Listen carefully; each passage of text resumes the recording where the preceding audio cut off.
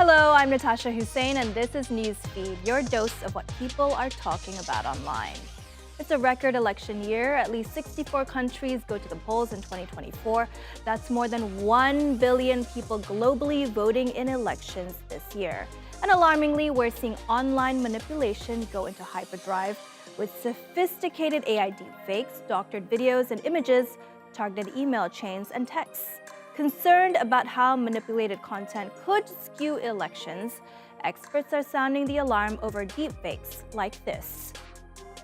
We're entering an era in which our enemies can make it look like anyone is saying anything at any point in time. America, you blame me for interfering with your democracy, but I don't have to. You are doing it to yourself. Polling stations are closing. You don't know who to trust. You are divided. Listen up, millennials. Gen Z liberals, such a bunch of snowflakes. This Trump ASMR should make you young people feel nice and calm. So relaxed that you sleep right through election day. Have I ever told you the story of the magical pistachio? I got lost in the grocery store and couldn't find my way out.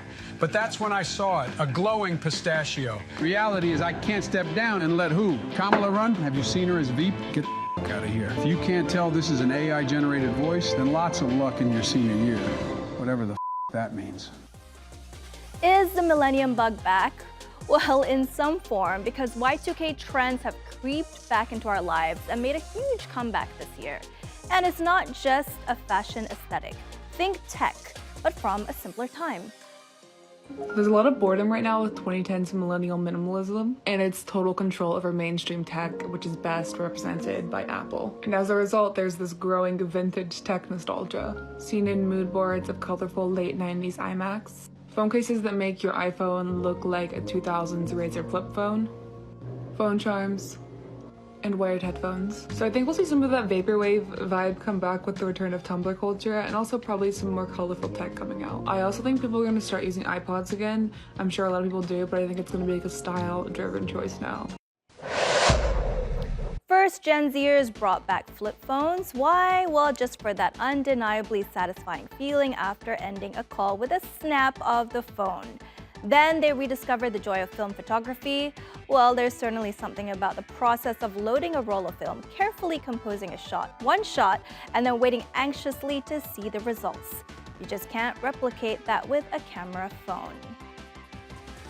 While other generations describe them as tech addicts, it turns out surprisingly that Gen Z prefers to pick up a physical book over an ebook.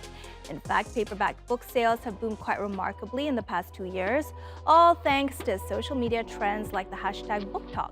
Last year, vinyl records outsold CDs in the US for the first time in decades, and physical copies of music are increasingly performing better than digital downloads. Perhaps it's a desire to slow down and disconnect from the constant barrage of digital media, or maybe it's a longing for a time when things were less complicated and more tangible, or maybe it's just because old things are cool again. And that's our show. Find our latest stuff on YouTube and do subscribe to our channel. See you soon.